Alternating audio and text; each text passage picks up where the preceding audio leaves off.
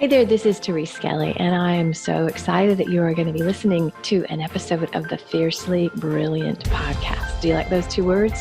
Fiercely Brilliant. My hypothesis is that you are here for a reason. We all are. Our souls have led us on journeys that have very often taken some twists and turns, and sometimes it's not pretty. Sometimes there's struggle and there's loss and there's challenge, and in the middle of that, there's always a way out. And it's those times that often lead us into our great life and work. So you're going to hear stories in these episodes of myself and other beautiful people that share the journey. They share how they got to the place where they're standing, working in their brilliance, and being the powerful leaders that they are. So stay tuned and enjoy this episode. Hey, this is Therese Skelly, and this is another episode of the Fiercely Brilliant podcast. I am the luckiest woman on the planet because I have the coolest people to hang out with. Oh my gosh. And so I curate amazing folks that have just hearts to serve, crazy wisdom, soulful as hell, and they all have great stories, and they're really, really real. My goal with this podcast is to give you inspiration. You know, it's called the Fiercely Brilliant podcast because that's what I want for you. I want you to just own that fierce brilliance, like live your life from that place, like make money from being the brilliant badass that you are. Like that's my goal. And so I'm super excited to bring Bea Baylor on. Oh my gosh. So Bea and I are in a it's called the Evolutionary Business Council. And the first time I met her, we were at a retreat together a few months ago. I was like, holy shit, woman! Like the energy that Bea, she's stunningly beautiful. I just think she's gorgeous. But the energy that Bea has, the wisdom, the strength, it's like, woof. So Bea and I have been chatting regularly, and she's been supporting me in my business. And so I was like, you have got to come and talk to my people. So Miss Bea, I'm so glad you're here. I am so excited that I'm here, Teresa. Thank you. It is a rainy day here in Austin, Texas. And you know what? I don't care if it rains or sunshine. Every day is a good day to me. And Beautiful. My name is Bea Baylor. I am your high performance coach out of Austin, Texas. What I love about coaching women is that they get to have me, and that's so beautiful. But as we sit down to look at every woman and talk to them, I love working with established women who want to take their business from 6 figures to 7 figures. We want to know why you haven't reached the 7-figure mark. And there's always energy around money. And we break that. And we dive deep in, go to the core, to the soul, to the heart, to the mindset, and bring you out of your stuck mode into heaven in an awesome place that every woman ought to be, enjoying life. So that is who I am. I don't brag about who I am, but I tell you what, when I'm around people, I love energy and women who are excited about their business. So thank you. You're kind of a powerhouse. You are a powerhouse. So we see you only share just when you talk to this woman, you're like, wait, and you do that, wait a minute, and you do that. Like Bea's got this crazy resume of amazing stuff that she does. Like she serves in many different ways. Is there a particular thing that you do that just lights you up, or the thing you're working on? Like what is it that lights you up today? Because I know everything lights you up, but is there, if you had to pick one? I definitely, let me tell you what really lights me up is to really sit down with women like you, Therese, to analyze your business and find money in your business and just like turn that light bulb on. Oh my gosh, there was money sitting in your business. You didn't even know it. And I love just really diving and getting right in there and saying, you need to do this, and giving you that tip and just working through that process. Oh, that excites me. And then they go back to execute it. I'm like, I just gave you a $10,000 tip. Love it. You know what I love about Bea? She owns her value. Like this woman's like that with $10,000. Like a lot of women don't. So let me ask you, because I feel like, in order to be fiercely brilliant, you can't do it if you're not owning your value. So have you always been this solid? Like, was there ever a time you didn't own your value? Was there, we're about the same age, women of our age, we were not trained to own value. You're a woman of color. Like, were there things in your life that held you back from owning your value that you kind of had to fight to get through? Oh my gosh. Thank you for really, I want to get into that because no, I was not always this person. Yeah. I came from having, to work for everything. There was a little 7-year-old girl who thought she literally burned her parents' house down. And she lived with that for a decade, for almost 50 years. And it wasn't until my dad passed away that he said, you didn't do that. Can you imagine living and taking that blame? And I always had to feel like I have to put other people ahead of me, edify them, make sure they get everything. I had 6 sisters, 1 brother. I just made sure they got all their needs met and put my needs last. Until I broke that and just started to live out loud. I went through so many adversities. You would not want to even get into it. So I'm in my normal uncertainty. The times that we're going through right now, this is my normal. I can overcome anything. I've written a book that Take Charge, Overcome. So now I know who I am by understanding all the adversities and that I don't have to lay down a bridge over any water for any woman. I could stand tall with them, fight them, carry on where my legacy with my children and family. So I've had many challenges, uncertainties, adversities, and I've overcome them all. Well, how do you, because what you said and what they don't know about you is that you were a nurse. And very many of us who have trauma or difficult childhoods always become professional caregivers. Like, I was a therapist, you were a nurse, we were smart enough to get paid for, but it's pretty, when you are wired that you have to take care of people first, like there's a point where like you just kind of, I'm so glad you're here, but I want to deconstruct that a little bit, because there are people that might be like going, but how do you do it? How did you one day wake up and go, oh, hell no, I am done? Like, was that an instant decision? Was it a series? Like, how did you, because I really want to demonstrate, because you embody so much. You embody absolutely owning your brilliance. Like, you can own yourself big time. Like, you radiate. Yes, it's a radiate. You do. No. How did you get there? So tell me the steps. And it was baby steps. And it was really, I tell you what, coming out of the nursing part, boy, I had to inch out of that. Yeah. And I realized that in 2014 that when my dad passed away, he was at my nursing facility. I didn't realize when they moved him, I would develop post-traumatic stress. No one ever knew what that felt like, taking him away. And then he was fine, and then he died. So it was a there all over again, that guilt. So I, at that point, had to step out. Yeah. I had to, as Candy would say, I had to jump over that cliff and hit and get those bloody knees and stand back up and say, I'm going to do the damn thing. I got goosebumps. I'm out on faith. And that, because I would have kept taking care. Yeah.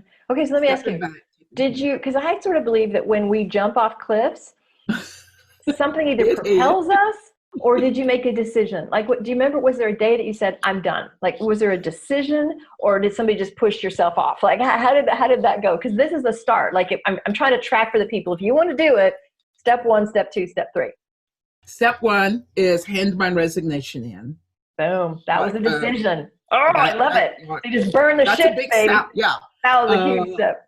Out of, what am I going to do? I had a plan. I had my resignation in and walked away. And from there, it wasn't beautiful. I created little small side hustles and just built a menagerie for myself.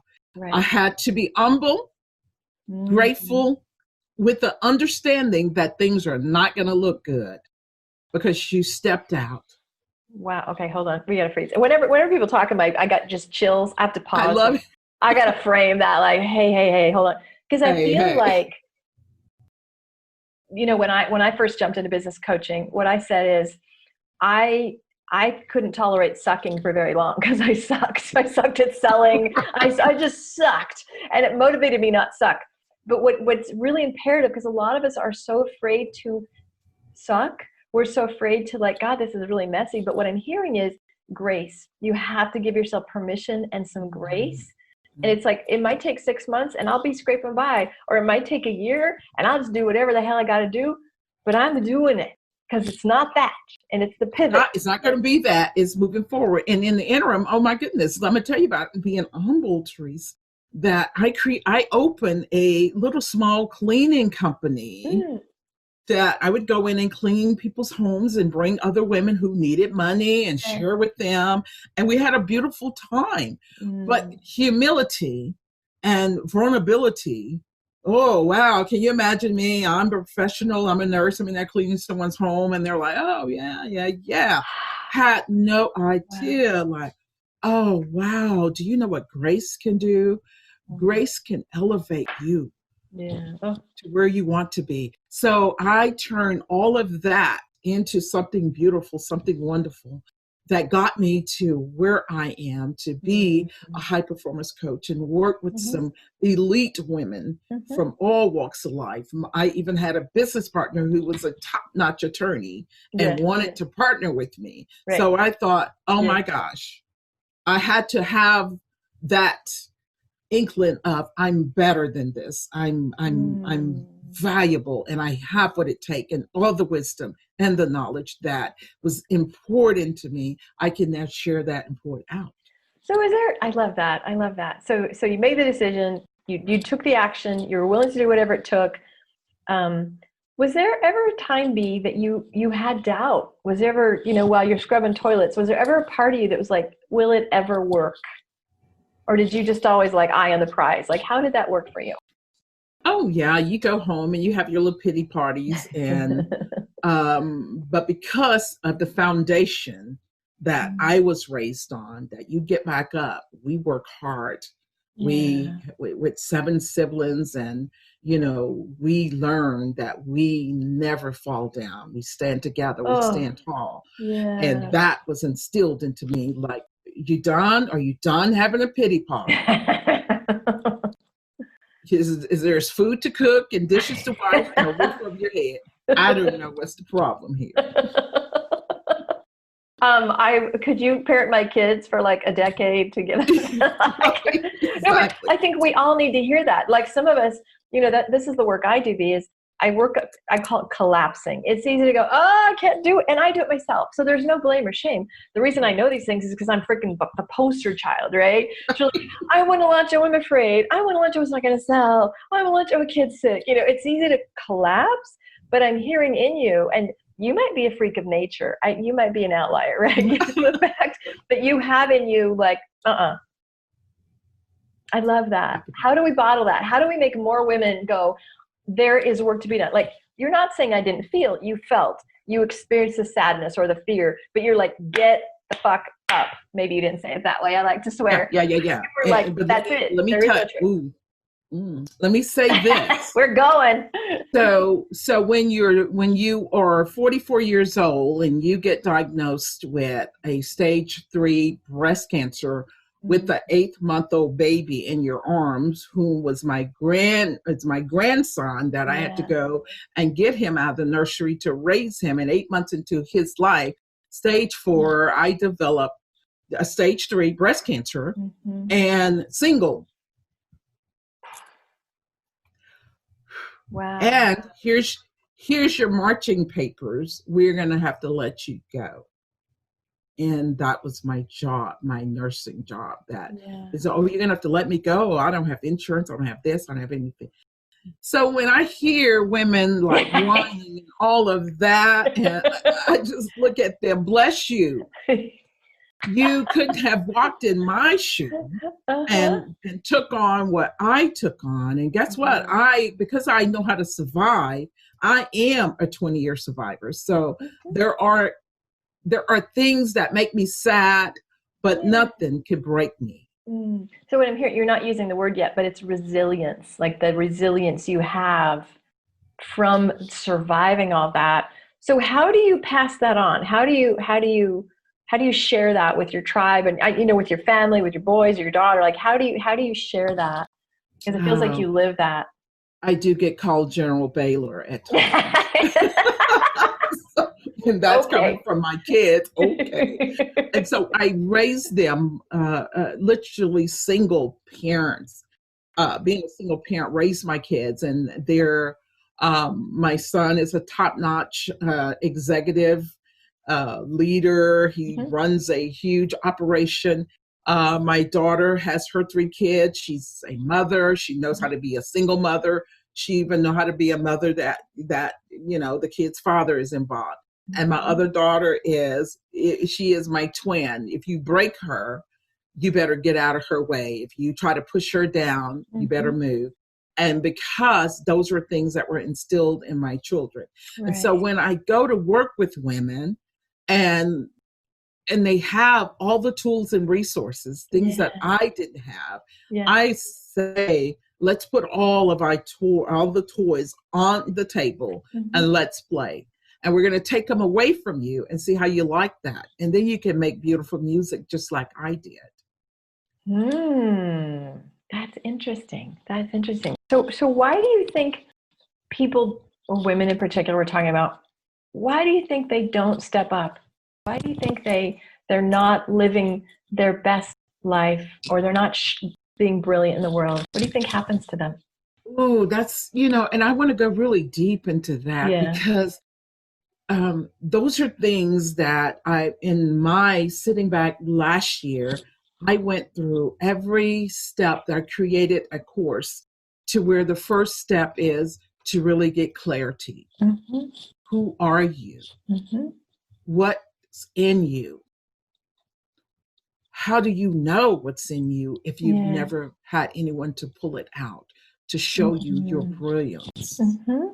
No one to tell you how wonderful you are. You've been in a situation where most women are caretakers and have to do for their family. No one stops to say, hey, Mom, thank you for being that person. It's an obligation that most women have to be there to take care of their families and put their needs last.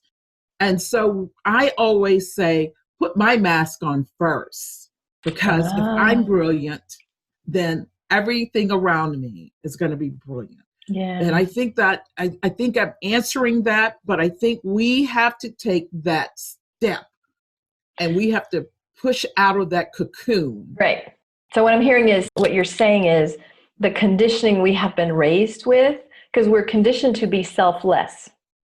And that's what my book is about. If you have to read my love-based mission book. This is what it is. Love-based mission. We are wired to serve, but we're wired to play small, just serve our little people, as opposed to we actually are wired to serve this way, like serve the greater, serve our tribe. And in order to do that, we got to be different. And so what you say is put your mask on first. What I say also is, what is your mission? Like if you are so tuned in to the person you're supposed to help. Like I interview people, I interviewed a couple of people recently, they start crying, be there like crying, talking about their mission. Like they're so tapped in. And I get the same way. That's putting your mask on of purpose, right? That's your soul, or your, as I say, your ministry, right? So you either start like, okay, I got to fill myself, or you say, I got to serve, get your ass out of the chair.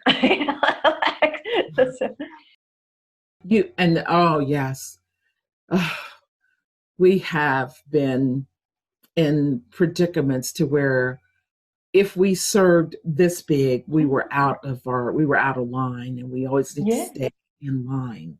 We can't go be ministers in a pulpit. We can't do, and we've been told that you can't do that. You can't do that. Right. And that's what keep us stuck right there. You could go from $1,000 a month to $2,000 a month. Now, why is that? Why, if you're that brilliant to make $5,000 a month, why can't you go further? But you get scared, afraid that you're going to leave someone behind, that someone's going to be upset with you, or you feel like this is not where you should be. This is pretty scary. I don't want to go here. I love being comfortable here. But we are wired, like you said, Theresa, to be, wow, this big. Yeah. So how do you talk about balance? Because what you're saying is, like here's what, let me back up. I did a speaking gig today, virtual, of course, because that's all we're doing. And I said, raise your hand if you've ever been told you're too intense. Raise your hand if you've ever been told you're too much. Raise your hand if you've ever been asked to like, shh. And every single woman on every call always does that. We have been given messages, and especially women over 60, we got them worse, right? And so maybe when you're 30, you get a little sassy millennial energy, right? But when you're like, over 60, yes, over 60, or even probably 40 and 50, we were really acculturated to do this. And what I'm hearing you say, you're not using this word, but I want to talk about boundaries, because you have to have boundaries. You have to have boundaries between you and your thoughts, and boundaries between somebody that's going to tell you no, boundaries between your fears of like, what if I step away? So how do you work with boundaries? I love, and I use them all the time. I had a conversation with boundaries, because I believe in this age where we are right now, that if we didn't put up boundaries, that we would go and sit down and be quiet. Yeah. I'm like, not with all of this knowledge. Exactly. So and even as a single girl, if I were to date someone, that would be, wow. I would have to go back to caring for that person, and those boundaries would be like lost. So for me, I always say that's not for anyone to put boundaries up for me. Allow me to say, this is not going to happen simply because, and I'll share why people can't say, hey, mom, my son says, you should be sitting down. And I said, where'd you learn that at? Who told you that? I should be doing exactly what I'm doing. Right? And so you have to be loving and kind, but at the same time, be all you can be. This is your time to live your lifestyle, to live the life you dream, to live the life that you've never lived, because you have that, the weight is gone off of your shoulder. It's, the kids are grown. There could still be a husband, and that's fine that women do have husbands, and their husbands are great and wonderful. Being a single person is pretty hard, because having to get back into another relationship means that I have to give 100% of myself. Right. Like, nobody's making me cook for them. Do your own thing, right? Or you pick somebody like my boyfriend who's like, I don't need you. Like, I'm like, I went the other way. I picked the one that is so self-contained. He's just like, no, I'll take my own trash out. I'm like, whatever. So there's those people out there too. Right. They're out there. You can and that's find who them. you want to look at. And I hope that boundaries for everyone that's in your space, for family, because you said that you may want to step down. You have your mom, and they're getting older, and other siblings, and they're requiring all your time. And it's really important that you set those boundaries so that you can achieve your goals and everything you set forth for yourself. I didn't work all this hard to get to here to sit down to do for others. So I do have to put boundaries up. So I love that. So the boundaries you're doing is choose yourself first. Oh my gosh. As you know, I have to do that because I already put myself last in a decade, multiple decades, and had to do things and, put myself last until I just had that conversation, even with my grandson this morning. I'm not going to put myself last. So you better get your act together. I love that. You are so inspiring. And so there's the concept of putting yourself first. And then there's, for a lot of women, not you and I, but a lot of women might have the like, how do I do it? And you can do it by just little tiny actions. You don't have to like, Oh, just no. like little tiny pivots, Actions. right? Little actions. Yes. And so there's the how, and then there's the what stops you. And very often what stops us is the little voices in our head and or the fears about how it will be received. And I will tell you, there's a concept called external guardians. There are people that's like, you're getting so selfish. I liked you before, because they could freaking control you. Right? They could control you. Right. And you were doing for them Yes. and making everything great and wonderful for them. Yes. And it is because you would have a future shock of people around you in your tribe if you just stop and like, oh, I'm breathing for myself. Okay, I'm not doing CPR on you. I'm and it's like, well, wait a minute, where's B? And I had to set the brakes and put some boundaries in place, even in my business, that I was attracting people who needed me. Yeah, right. And I had to like stop and put that to rest. Awesome. It's always just like reset, reset, reset, reset, right? I think that's a good analogy, is reset. You really do. Because that little voice. And so what I will tell you about the little voice is, for y'all listening, and I know you already know this, B, but your brain is not your friend. Your brain is programmed to keep you safe, small, and stuck. Your brain likes you to be familiar. Like, oh, that's how she always dances with her father. Oh, that's what she does to take care of her kids. Oh, we're safe. As opposed to, hell no! Your brain's like, oh my God, you're going to die. You're going to die. Yes. Are you nuts? Are you nuts? And so you have to, whatever the thoughts are. So I will say, don't listen to thoughts. Find the people you aspire to be. Like, how does B do it? How does Therese do it? How does Oprah do it? Literally, it's called modeling. What would B tell me to do right now? What would Oprah have me do? What would Therese say?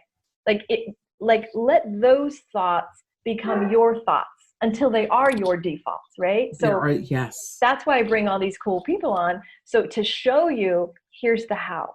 And I always love the story. Like, yeah, no, I didn't come with a silver spoon. I wasn't this fully cooked when I started. Like, so I love that you shared some of the journey and what you have overcome, because you're such a badass. People could look at you today and go, what? But I loved how you talked about how you got there. Yes, I appreciate what I went through, because the outcome. Yeah. So it's okay to fail and suck at something, right? But it's not okay to stay there and suffer and waddle in that pity. Right. I love there is resilience and greatness that's going to come out of you, and you are that badass person. You need to know that. But the only way you're going to know that is you need to have that experience. I'm willing to experience anything, because I can always come out of it in a way that is pleasing to myself. And I want you to hear in your head General B saying, enough of your pity party. Like, enough. Get up, get up, get up. Like, we have to have that voice in ourselves that inspires us to keep going. Because life is going to kick you in the head. People are going to die. People are going to get sick. You're going to get betrayed. You're going to lose money. That's just life, right? I'll say, if you have a pulse, good luck. You're going to have it, right? Right. And if you can cultivate in you what B talked about, okay, feel it, and then get up. I love that. That's like the best wisdom bomb for today. It's the wisdom bomb. That right there. Oh yeah, feel it. Just, that's okay. Feel it. Are you done? Oh, you need more time? Okay. Now can we get up? I had a coaching session like that the other day, pity party. And I took a nap and I woke up, and now what are you experiencing? I'm feeling good. Why? Because you wanted to hold on to something that was a story you made up, and you want to stay in it, and we're going to let you do that. Yeah. That's so helpful. Beautiful. So I'm thinking people are like, where do I find more about this crazy badass woman with the beautiful hair? How do I find her? What? So where do people go to find you? Well, first, I want to salute to all the nurses. Hats off to the nurses, healthcare professionals in this time. I don't want to feel like, oh, as a retired nurse, I can go back and work on the enemy line, the front line. Mm-hmm. But what I decided that is so good for me is I want to take the opportunity to offer anyone who are having things around the heart, stress and worry, uncertainty. Mm-hmm. And I'd like to offer an hour clarity session, one-on-one with me, to really sit down and let's get downright dirty. Let's get raw and find that brilliance that's in you so that when this is over and we shall prevail. But I want to have women and ready. There may be nurses thinking, I need to change professions. I need to do something different. But you don't have to be a nurse to get this, right? Yes, you don't have to be a nurse. Okay, perfect. You could be any professional woman, established woman, a woman who's looking to change careers and really need to know what lies ahead. Clarity session. You can go to my website, beabaylor.com. Be like boy, EA, Baylor.com. Fill out the profile, get on my calendar for your free complimentary. It's not free, it's complimentary. I'd like to say that. And I want to support the women that are out there because we're all in this together. Absolutely. We all are looking to rise to this occasion and stand tall. I'm in my normal because I've overcome so many things. You're not traumatized. Nice. Beautiful. Know how to save, know how to work hard and make things happen. And so I just want to share, Therese, with women out there that we're all in this together. And I just want to love on you, tell me your story. And that's it. I hope y'all take her up on that. And her information will also be in the show notes. Do you have any last words of wisdom? Not that we've not dropped lots of bombs, but is there anything on your heart, Bea, that you want to say in closing? I do. And it's right here, Teresa, that adversity and uncertainty equals opportunity. Ooh. Yeah, nice. And go through something. I don't know when you're watching this, but we are filming it. We're all on shelter in place. We're in the middle of a pandemic and people are freaked out. And so I love, Bea, that you are offering the call to people and we're knowing we're going to get through this, but people are really rattled right now. Yes, and so my goal, if you listen to this or watch this, is that you can develop the resiliency that Bea so beautifully demonstrates, that you understand that it really is about putting yourself first.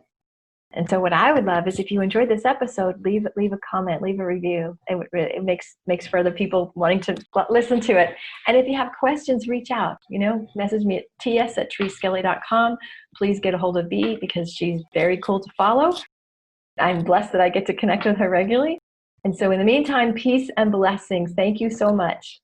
Bye. Thank you, Teresa. And you are a badass yourself. Take care. Thank you, baby. Bye. Bye-bye. Hey, I really appreciate you listening to that last episode. And I would love to get to know you a little bit more and to get to connect with you on a deeper level. And here's what I suggest. I've got a Facebook group that corresponds with the content of these podcasts. It's called Fiercely Brilliant Women in Business with Therese Skelly. So if you just search Facebook, Fiercely Brilliant with Therese Skelly, you'll find the group. It's a really nice group. It's a small group and I'm super active in it. So each week we have a lot of supportive conversations. I share a lot of resources. I do a lot of coaching on the spot. And I would love to have you join me there. So if you like the vibe of this podcast and you want to hang out with a pretty darn cool community of women, join us at Fiercely Brilliant on Facebook with Therese Skelly. Alrighty, peace and blessings, and I hope to see you in the group. Bye now.